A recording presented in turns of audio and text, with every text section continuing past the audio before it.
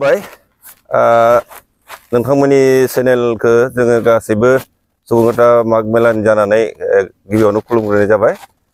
जोंहा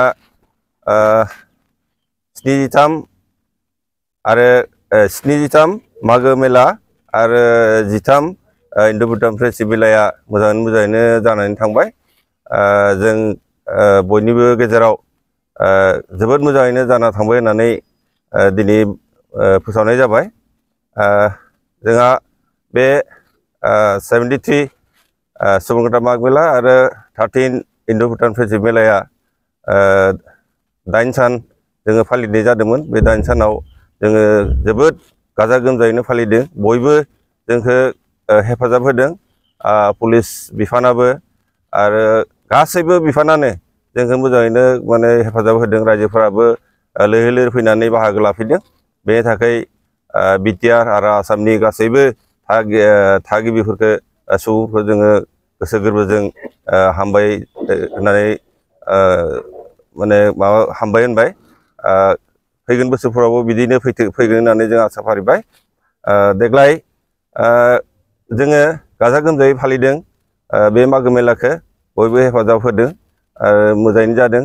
खालमानसिबो जोङो आरो बिनिख्रुइ मोजांसिन फालिगोन होननानै आसा फारिबाय। आरो बिटिआरनि आरो आसामनि रायजोफोरखौ खालमानसिबो फैगोन बोसोरनि मेलायाव लैहोर लैहोर फैनानै बाहागो लानो थाखाय खावलायनाय जाबाय। बिनि गेजेरावनो जोंनि गेजेराव एसे एंला दाङाबाजिया जादोंब्लाबो जों बेखौ गिदिर सानाखै। नाथाय जोंनि गेजेरनिनो खायफा जोंजों बेरेखा थानाय मानसिफोरा बायदिसिना बाथ्रा बुंनानै लामा दखानमानि बायदिसिना बुंलाबायदों। बेयो बुंनाया जाहैबाय मा बिथांनि साननाया जाफुङैखायनो जोंनि बेरेखाय बायदिसिना बाथ्रा बुंदों। बे नंखाय। रायजोफोरा फोथायनो नाङा। बिथाङा बिथांनि साननायखौ जाफुंहोनो हायैखायनो जुवा खेला होनो हायैखायनो बिथाङा गोसोआव माने मोनसा मोननानै जोंनि माग मेला सालाय आफादनि एगेन्स्टआव गोबां बाथ्रा बुंदों। बे बाथ्राफोरा नंखायथार। बेखौ रायजोफोरा जाहाथे गोसोआव दालाथों आरो बिदि नंगौ होननानै दा सानदों। बेखायनो जोङो माग मेला सामलाय आफादनि जानानै गासैबो जोंनि मेला नायनो फैनाय रायजोफोरनिसिम खावलायनाय बे नंखाय बाथ्राथार। दा बेखायनो बिथाङा मिडियाफोराव ससियेल मिडियाफोराव बा जेरावनो मेरावनो जनानै बांसावलाबाय थादों। बे बांसावनाय बाथ्राफोरखौ नोंथांमोना नंगौ होननानै दा सान। खारन सानैसोल' मानसिथार बा गासैबो सुबुंफ्रा ओनसोलनि रायजोआनो जोंजों खौसेयै दङ आरो बयबो लैहोर लैहोर फैनानै जोंखौ हेफाजाब होदों। मात्र सानैसो मानसिया गाव गावनि साननायखौ जाफुंहोनो हायैनि थाखायनो बे बाथ्राखौ बांसावदों। गतिके बे बांसावनाय बाथ्राया नंखाय। बेखायनो गासैखौबो जोङो खावलायदों बिथांनि बांसावनाय बाथ्राखौ दालाथों। थाबाय फोसावलायनायसिम 73 मागो मेला आरो 13 हिन्दु भुटान बिसिगि मेला जोंना मोजाङैनो जोबनानै थांबाय। नाथाय किसुमान एसे खुथि नाथि जादों मेलायाव। बे मेलाखौ माने निजिनि होननानै किसुमान मानसिया बेक्ति सार्थखौ लानानै सानना लाया। गाज्रिखौ साननानै बायदिसिना जोंनि समाजनि गेजेराव रायजोफोरनि गेजेराव माने बिशृंखला लाबोनो सेस्था लादोंमोन। नाथाय बे बेक्ति सार्थ साननाया एबारैनो फेलें जाबाय। आरो एबारनिफ्राय फैगौ बोसोराव बेबायदि जानाय नङा। जों प्रशासननिफ्राय बहुद हेल्प मोनदों आरो जोंनि रायजो राजायाबो जोंखौ बहुद हेल्प होदो। बिदि जिथु जुवा खेला होनो मोनैनि थाखाय मिनि खेला दावदै खेला बन्द खालायगोन, जुमाय खेला बन्द खालायगोन होननाया इनि एकदम गोरोन्थि। आरो बेबायदि जुदि मानसिया जुदि जोंनि समाजाव थायोबा आरो मालाबाबो मोजाङाव फैनाय नङा। ओंखायनो रायजो राजाफोराबो इनि सायाव एबार बिराद खुद्रिदो। बे बाराव जुदि मोजांनि लामाखौ सिन्था खालायाबा भबिष्यत इहा खति दङ। इथ' रायजोनि सासे MCLA मोन इयो। खिन्थु बेबायदि मानो थाखाय सानखो सोरबा मा दाय मावदो जोंथ' मिथिया। जोंखौ रायजोआसो फाथिदो दिनै सम्पादक। जोंथ' रायजोनि गाज्रि मावनो होननानैथ' जोङो हारसिङै जाबना लायाखै।